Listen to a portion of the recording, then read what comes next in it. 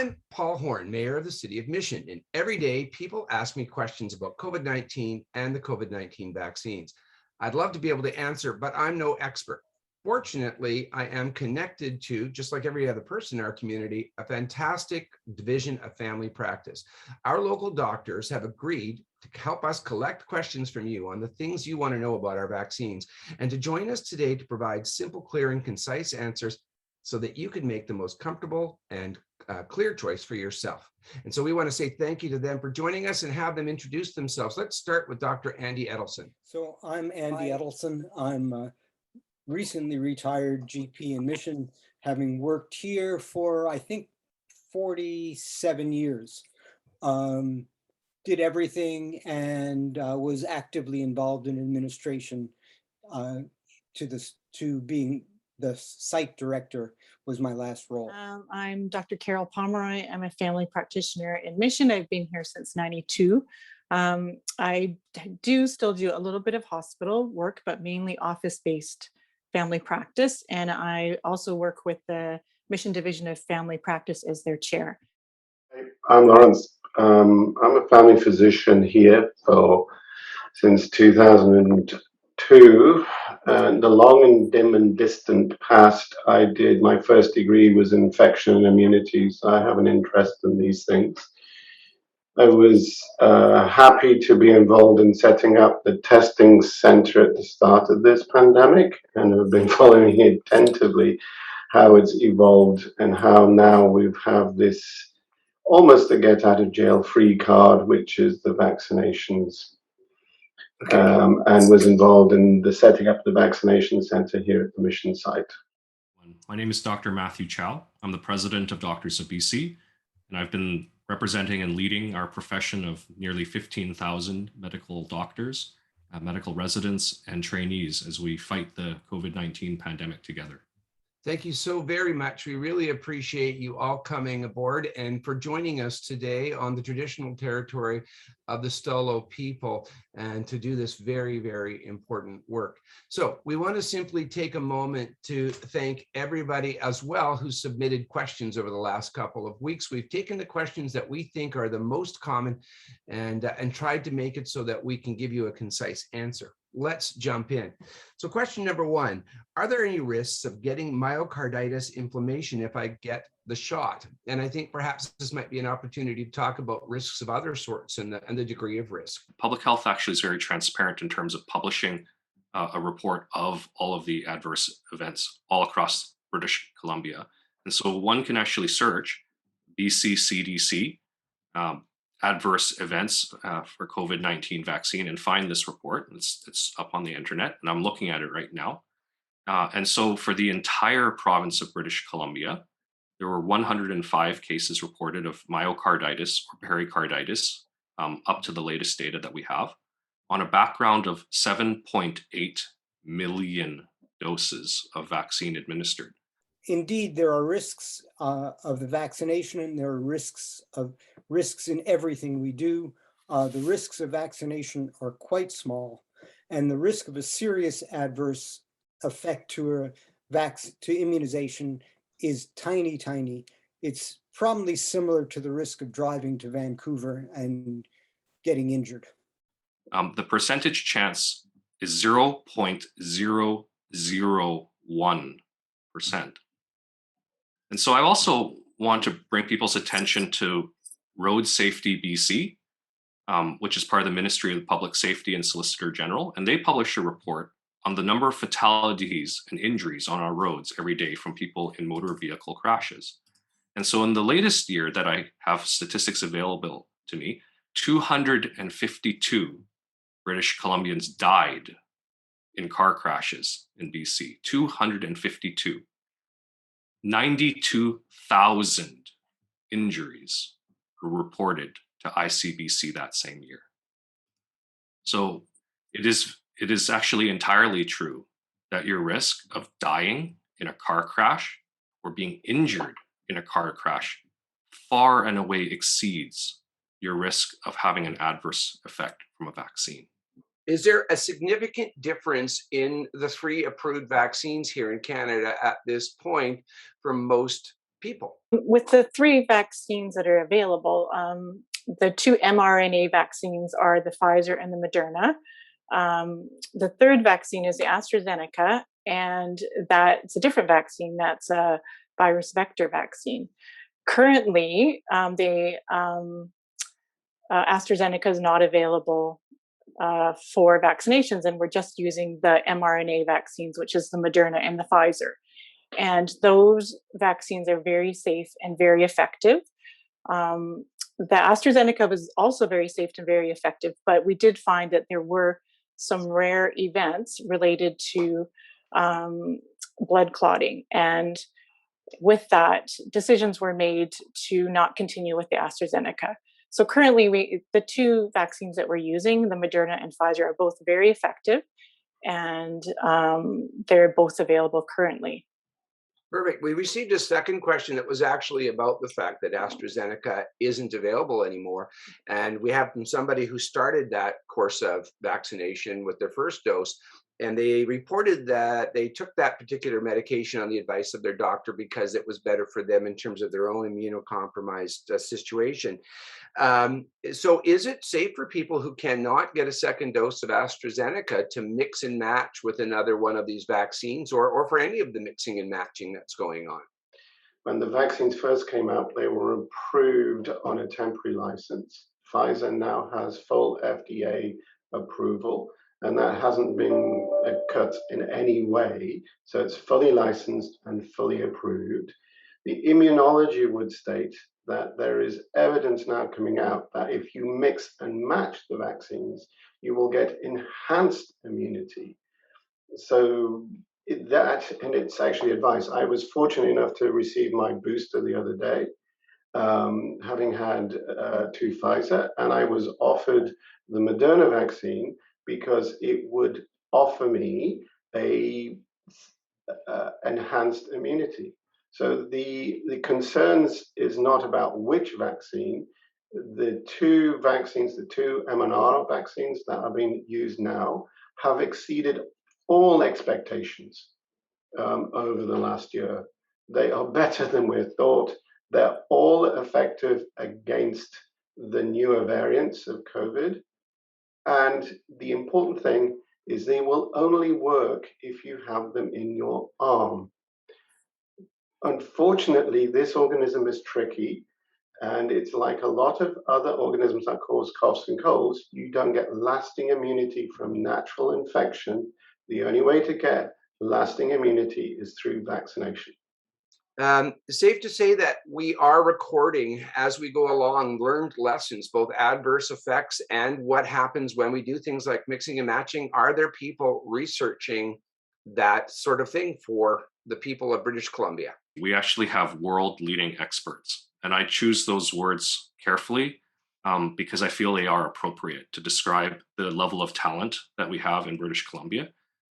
We have in our midst researchers that actually invented the research methods that we use to evaluate vaccines, particularly vaccines that are used for respiratory illnesses such as influenza. And so that talent has been brought to bear during this pandemic for us, which has been of immense benefit.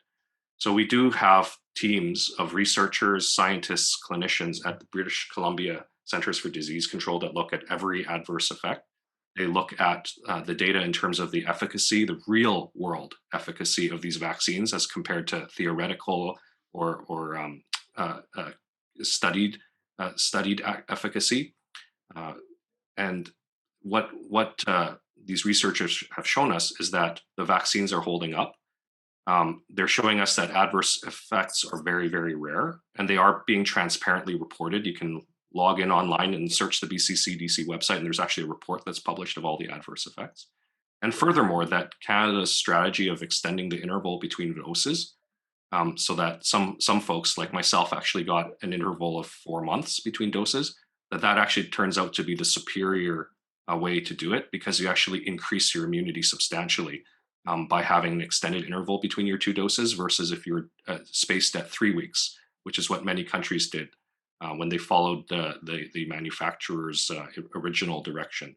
And what I would expect actually over time is that other countries will, and they will follow suit with Canada's approach. Perfect. Thank you so very much. We received a number of questions about immunization for children or people under 12 years old. And so I'll ask a couple of them at the same time and throw them to you. The first question is, first, do you simply recommend that we immunize children under 12? And then the second question is, how will dosage be assessed in terms of those children who may be obviously very different in terms of body weight and size? Yeah, I'm happy that we're talking about our children. I'm very keen to be able to offer vaccination to children, particularly knowing how important it is for them to attend school and their extracurricular activities. So, so as mentioned, Dr. Chow mentioned, we have excellent researchers in BC and in Canada, and they will be reviewing all the research on vaccinations in children. In the United States, it's approved for use in children. And the dosing, this was a very good question. I read this, and it's very interesting. The dosing is done according to age, not according to weight. And they're looking at, for the Pfizer, using a third of the dose that you would for adults. I think partly because children's immune systems are really fantastic. And so they've done the studies, they have found they only need a third the dose of the adults, and that will be offered to 5 to 12-year-olds, regardless of weight, and it's according to age. And I was also comparing this to other vaccinations that we offer for children, like hepatitis A or Havrix. We offer a half dose for children ages 5 to 12 and the full dose for over that age group.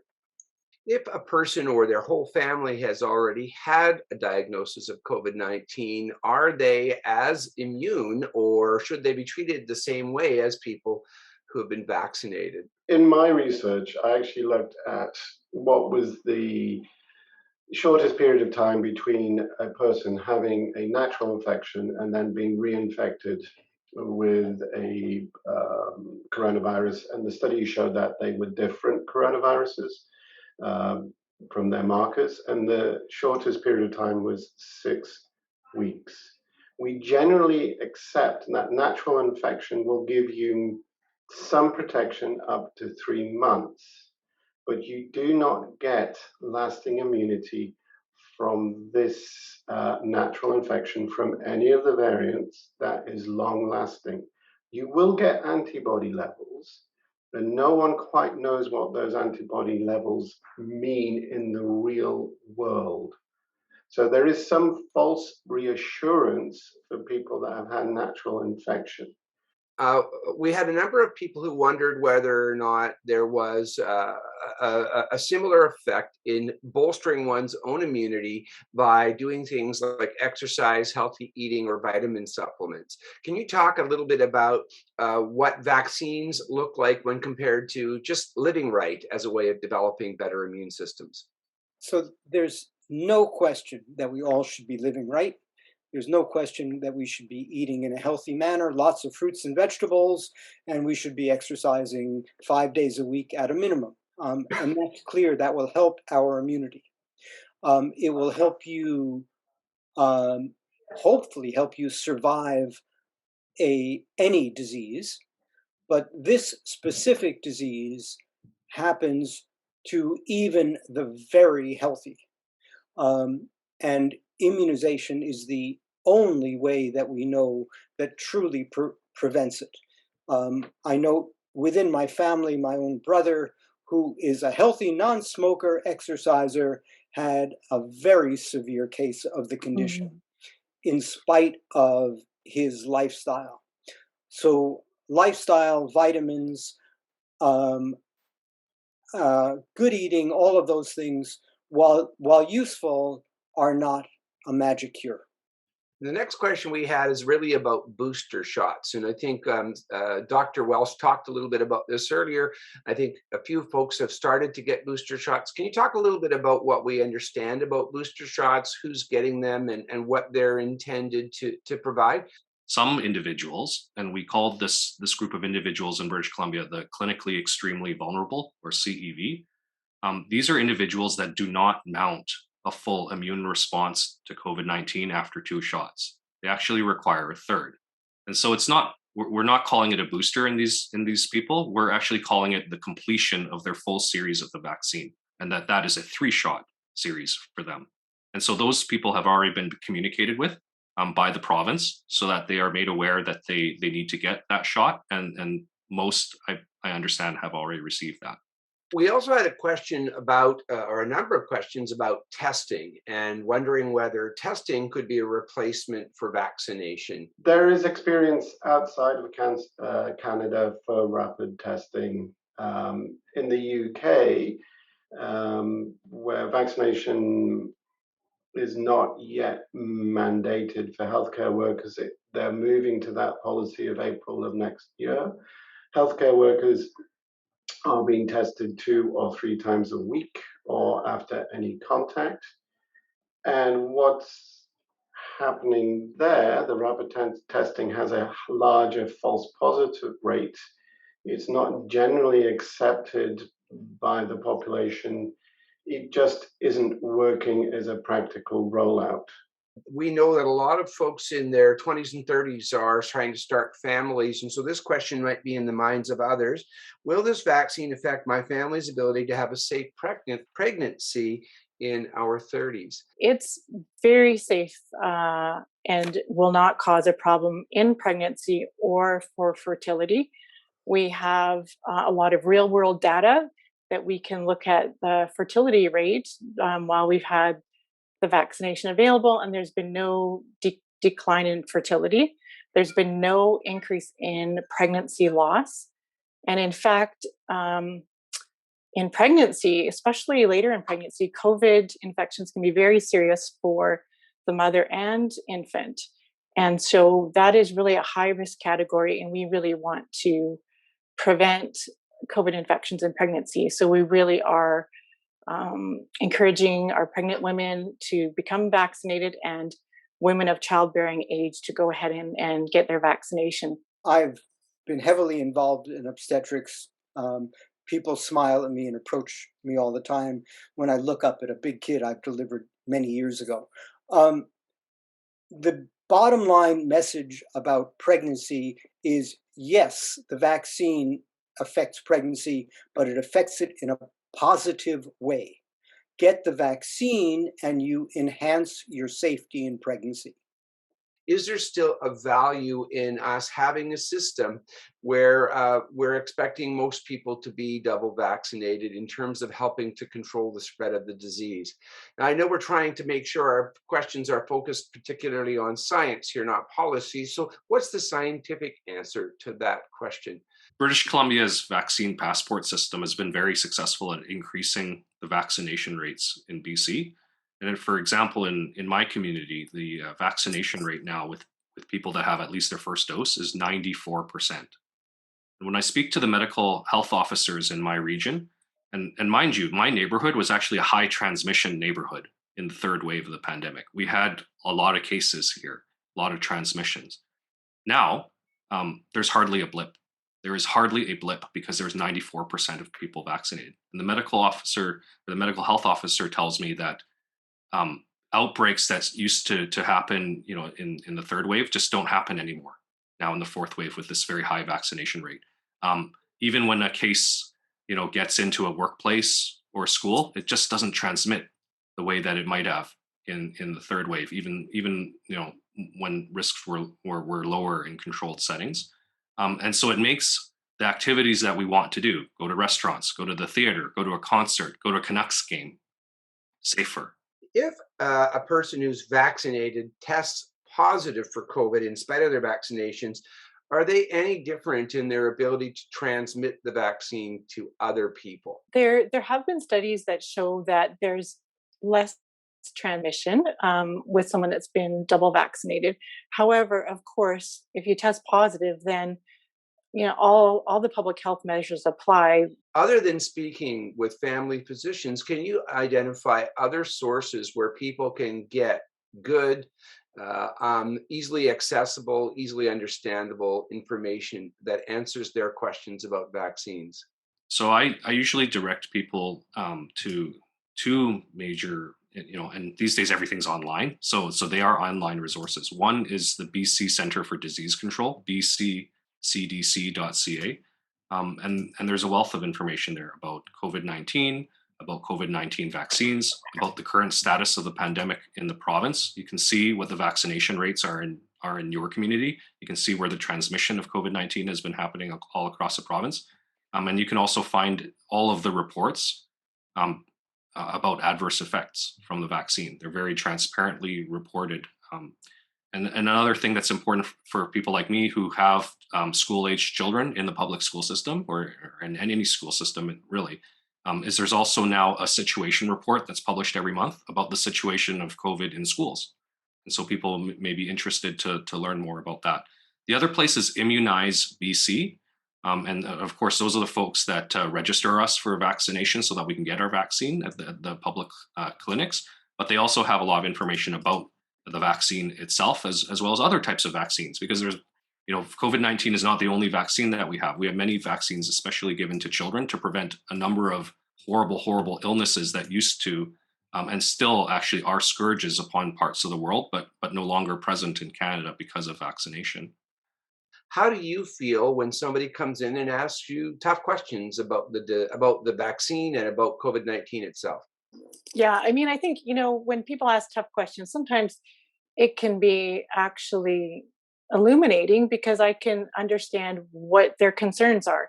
Dr. Pomeroy, we were asked a question about menstruation and the effect of the vaccine on menstruation. Are there known menstruation issues in women who have been vaccinated? Thank you for that question. It definitely has come up in my practice. So, the menstruation cycle and menstruation can be affected by a lot of things. It can be affected by stress, weight loss, viral infections. Certainly, I have seen, and some patients have reported that their menstrual cycle for a cycle or two has changed slightly after the vaccination, but returns to normal. So I would say it's very safe. You can receive the vaccine anytime during the menstrual cycle. Some women do experience slight changes for a cycle or two, but it does not have any lasting effect on their fertility or their menstrual cycle ongoing and long term. Perfect. We have people in our community who maybe live outside of the urban core, who have a bit of difficulty getting to vaccine clinics and so forth. Can you comment a little bit about some of the options for people who want to get a vaccine but may have difficulty getting to a clinic or may not understand where a clinic is? I can definitely comment on, we have an excellent vaccination clinic in Mission near the hospital that's very easy to book an appointment. They take drop-ins. There's plenty of vaccination slots that are available. For our homebound patients or patients that are unable to get out, public home health can actually go into their home and vaccinate them.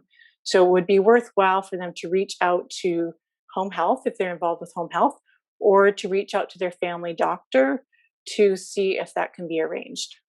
This is a serious disease that we all should be concerned about.